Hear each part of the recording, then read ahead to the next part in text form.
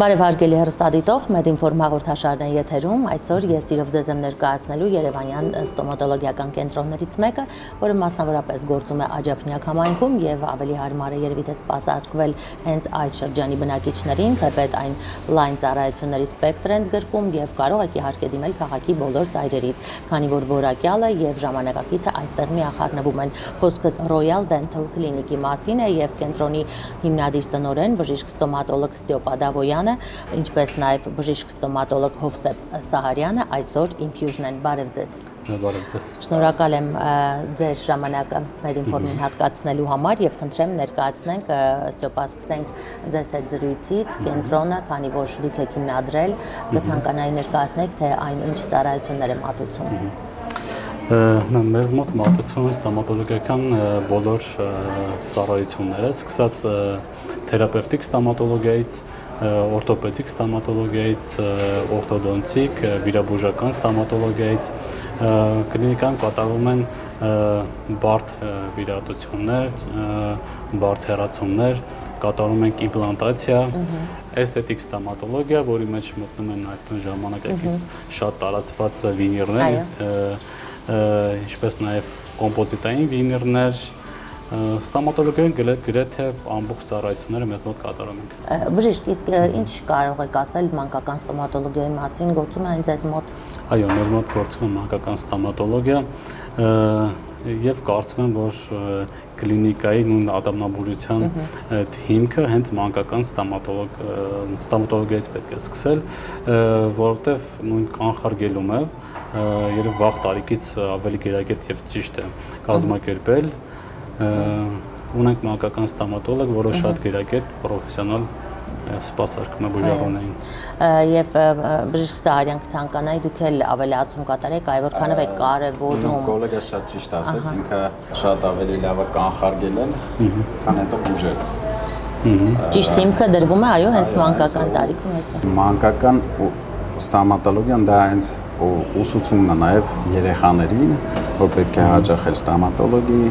կուլտուրան այս սերմանելու, այո, այս առումով։ Հիմա տեսեք, օրինակ Եվրոպայում, Ամերիկայում նույն ստոմատոլոգիական խնդիրներ եւ պրոբլեմները չունեն, ինչ որ Հայաստանում։ Հիմա Հայաստանում բարձր տարիքի արդեն տարեց մարդիկ գալիս են մեծամասամբ անատամ, իսկ այնտեղ մեծամասնությունը բոլոր իրենց ատամներով են։ Ինչն է պատճառը, որովհետև վաղ տարիքից են սկսել կանխարգելումը, այսինքն այնպես չէ, որ երեխան պետք է հասուն տարիքում լինի, նոր սկսել հետևել, խնամել, այլ պետք է փոքր տարիքից, երբ ատամները սկսում են ձգտել, այսինքն նույնիսկ մի տարուկես, 2 տարեկանից արդեն պետք է հետևել։ Սկզբից ծնողների միջոցով ծնողները օգնեն, հետո երեխային սովորեցնեն սովորույթ դառնան եւ այդպես շարունակ, այո։ Այո, հրաշալի, ճիշտ ուղի եք ընտրել, կարծում եմ, որովհետեւ իսկապես բժշկին դիմելու կուլտուրան հենց մանկուց է ձևավորվում։ Բժիշկ Սահարյան, եւ կցանկանայի ներկայացնեք, թե ինչ նորագույն էսթետիկ ձեզ մոտ պրոցեդուրաներ են կատարվում, ծառայություններ են մատուցվում։ Նախ ոնց ասես դոկտորը, կատարում է բոլոր միջամտությունները, ու միջամտությունները մեր մոտ կատարվում են թիմային աշխատանքով, այսինքն ունենք օրինակ թերապևտ, որը զբաղվում է մենակ թերապիայով, ունենք օրթոպեդ, օրթոպեդիայով, խիրուրգիա, մանկականը նույն մասնակցական օրթոդոնտ ունենք, ու այդ թիմային կատարելով շատ ավելի լավ արդյունքի ես հասնում, որովհետև ամեն մեկը ոնց որ սիրում է անում այն գործը, ինչը որ սիրում է բնականաբար։ Եվ որին լավ թերապևտ ունի։ Նույն հենց էսթետիկ ստոմատոլոգիան, որը կատարվում է,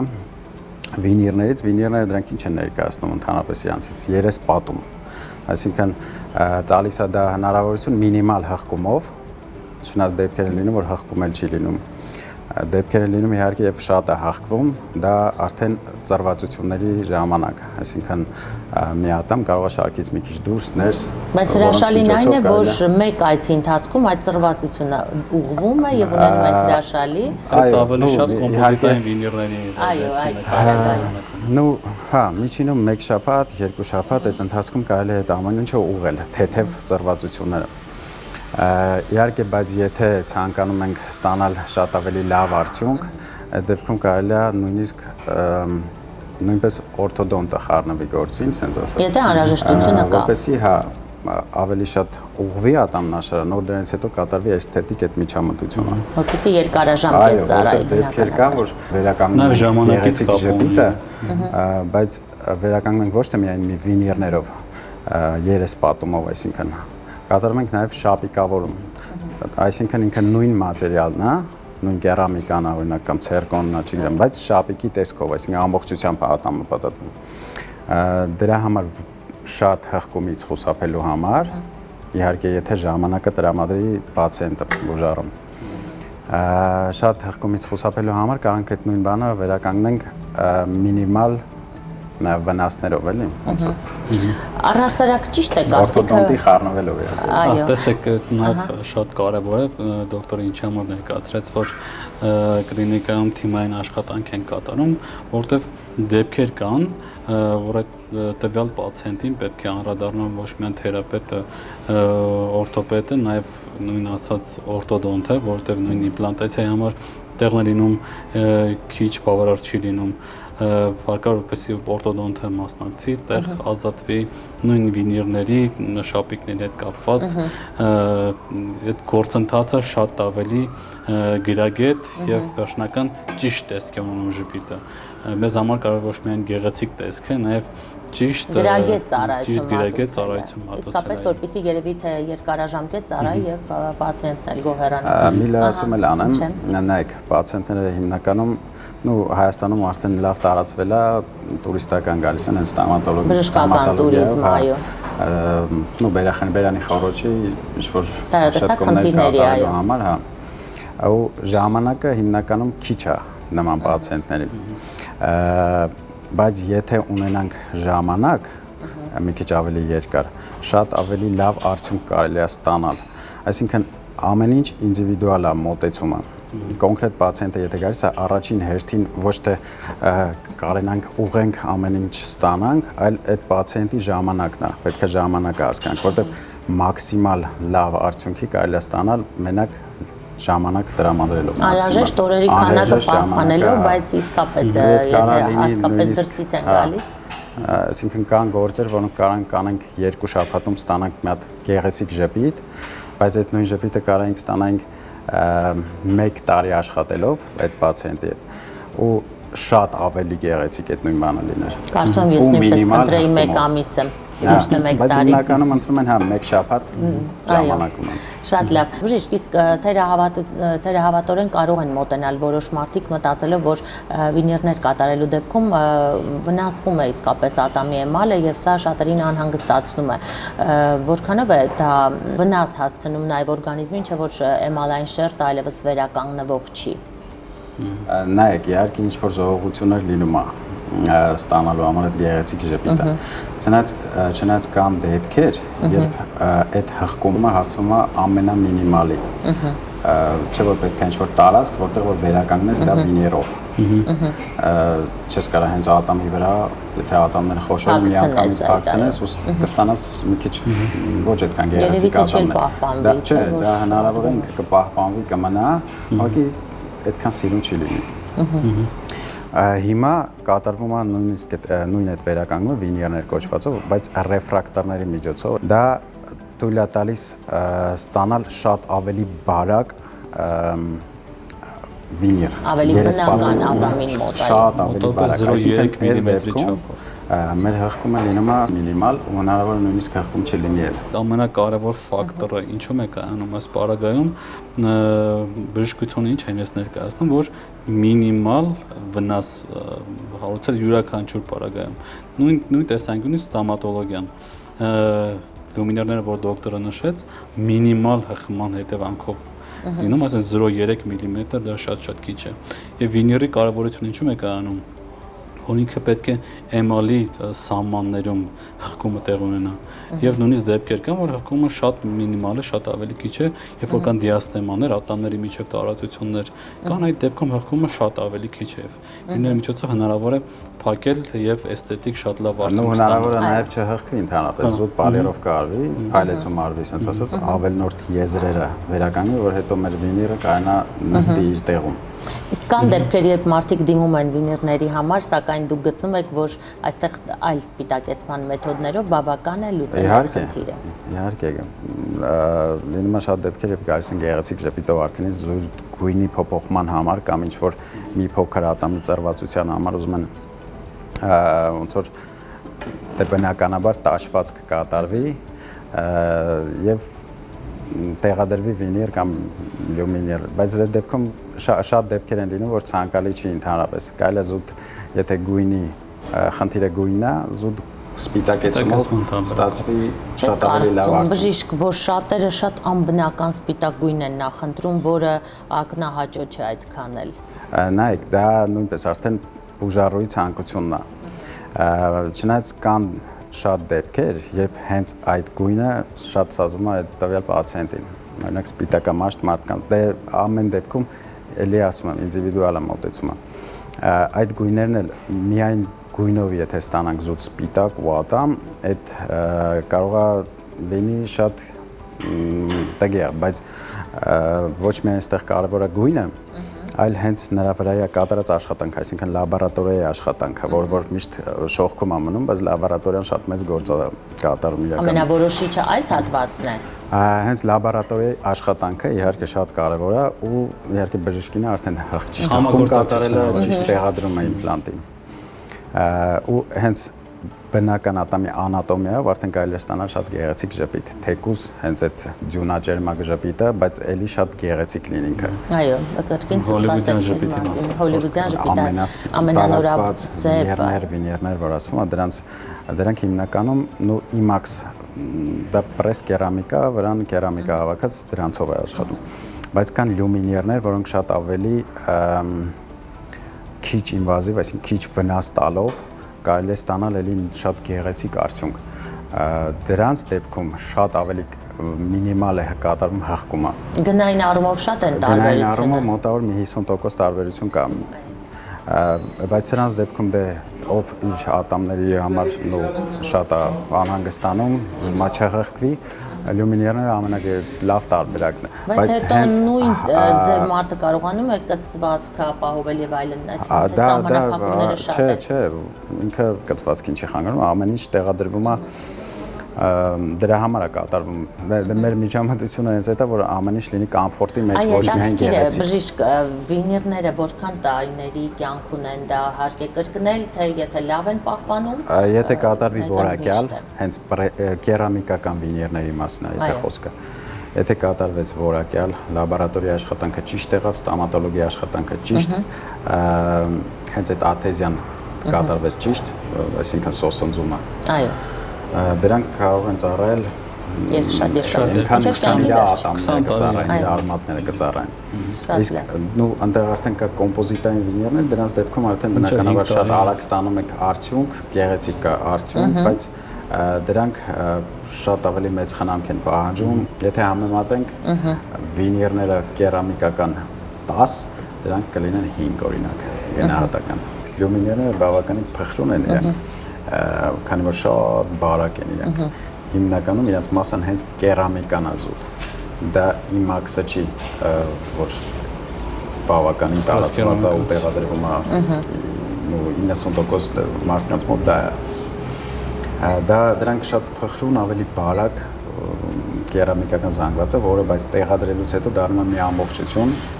ու այդ դեպքում արդեն ամրությունը իրար։ Քանի օր է պահանջվում դրանք տեղադրելու համար։ Էլի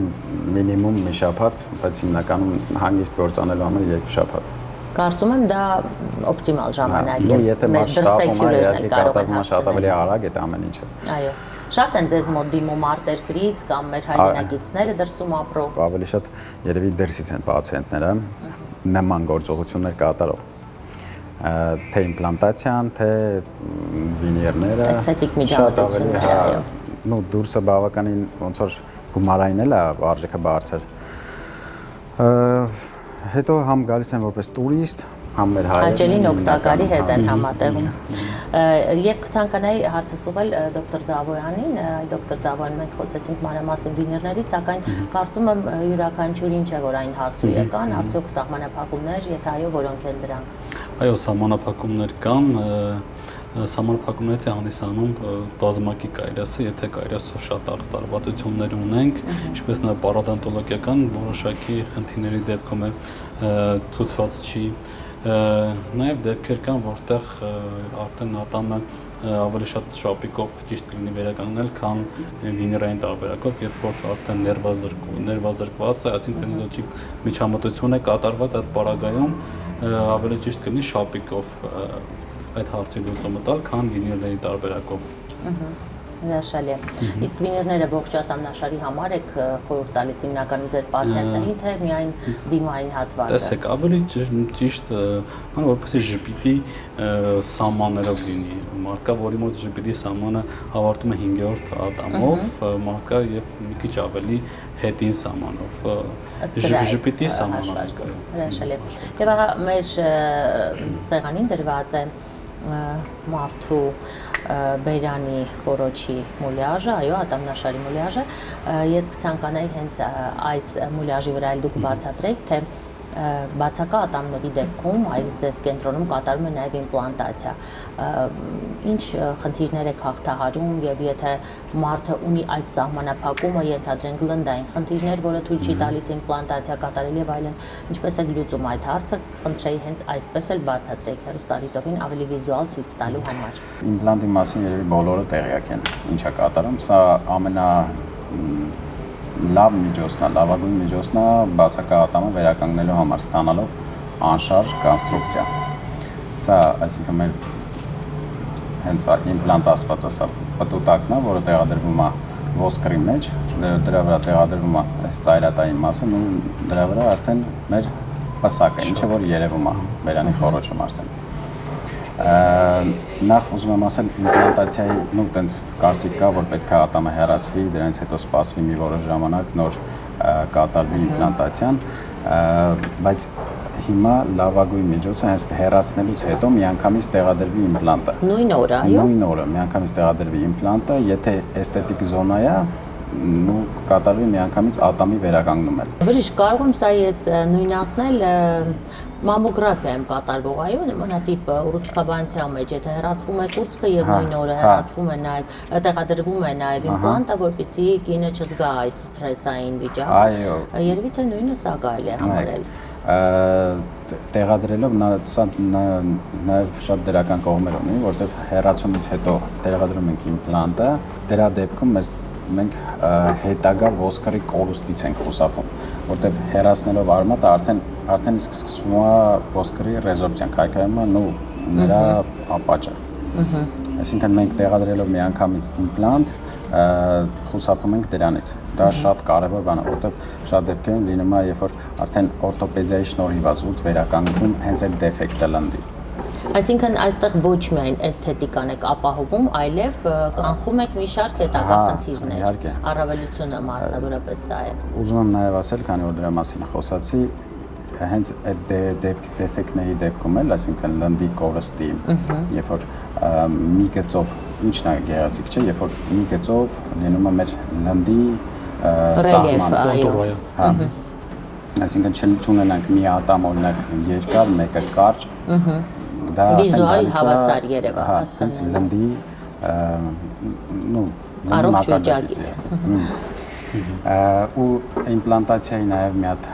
փուլ է շատ կարևոր, հենց լնդի պլաստիկան, այսինքն վերցնելով ավելի խիտ տեղից ինչ-որ մեր լինդը, մեր նույն բերանի խորոչից ու տեղադրել հենց այդ հատվածում ու ստանալով լնդի մակարդակի ավելացում։ Դա լնդի փափուկ հյուսվածքի պլաստիկայի մասն է ու փափուկ հյուսվածքը հենց առաջին պաշտպանող ատամի եւ իմպլանտի երկարակետության կարևորագույն գրավական հենց առողջ լնդերն են։ Առողջ լնդերն են։ Հենց առաջի պաշտպանիչ բանը ոնց որ լինդն է ատամի։ Ահա, այստեղ մենք ունենք հենց այս պատկերը, այո, սա իմպլանտացված ատամն է։ Նայեք, այս դեպքում մենք ունենք արմատ ատամի։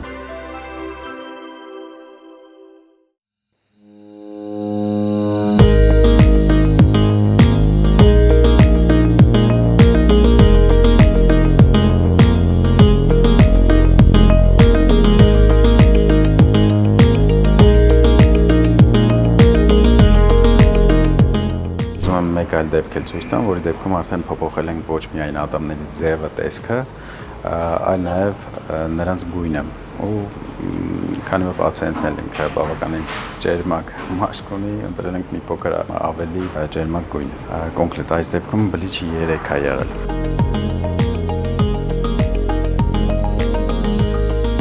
Տվյալ դեպքում օրինակ պահպանել ենք գույնը, ինչը ունեցել է տվյալ բյուժարուն մինչ տեղադրումը վինիրների, կատարել ենք զուտ ատամների դեֆեկտների վերացում, այսինքն որոշակի ատամներ պլոմբավորված են եղել, որոշակի ատամներ թեքված են եղել, իրենց առանցքի շուրջն են պտտված եղել, դրանք սա հղկվել է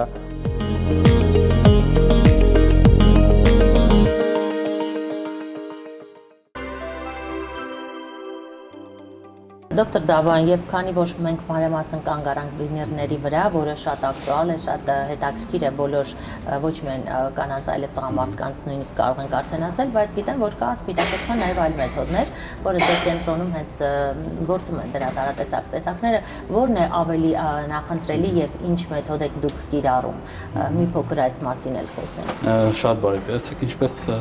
խոսեցինք վինիրների մասին, նույն կոմպոզիտային վինիրները ինչպես նաև կերամիկական վինիրները, բայց դեպքեր կան, որ նույն ցուցումները, որոնց մեծ հաճախակի պացիենտները գալիս են, դրանք գունափոխված մուկ ատամներ են, որոնց դեպքում փորձում են վինիրներով այդ հարցը լուծել, սակայն կա շատ ավելի լավ տարբերակ կոնկրետ գունափոխված ատամների դեպքում, եթե կցվածքի կամ ինչ-որ խնդիրներ չունեն մեծ փակելու կամ վերականգնելու, այս տարբերակը դա էսթետիկ ստոմատոլոգիայի մեկ այլ ճյուղն է, դա ատամների սպիտակեցումն է։ Ատամների սպիտակեցման կա երկու տարբերակ, մեկը տնային պայմաններում, մյուսը օֆիսային սպիտակեցումը։ Ավելի գրագետ եւ պրոֆեսիոնալ տարբերակը դա օֆիսային սպիտակեցումն է, Zoom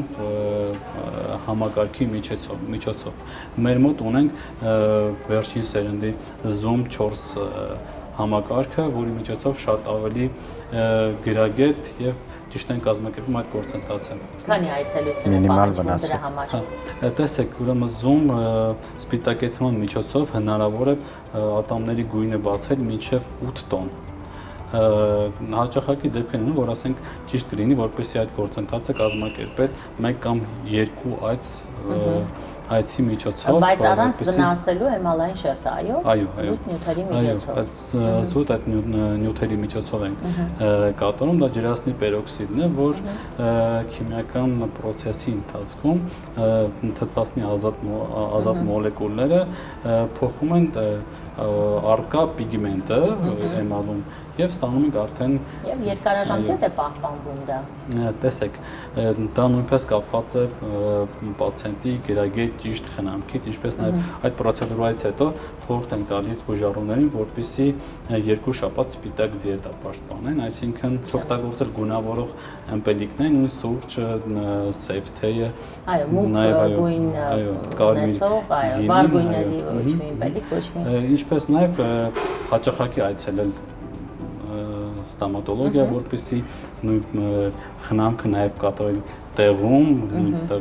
պացիենտի ատամնակարերի մաքրումը, ատամնապարի մաքրումն է,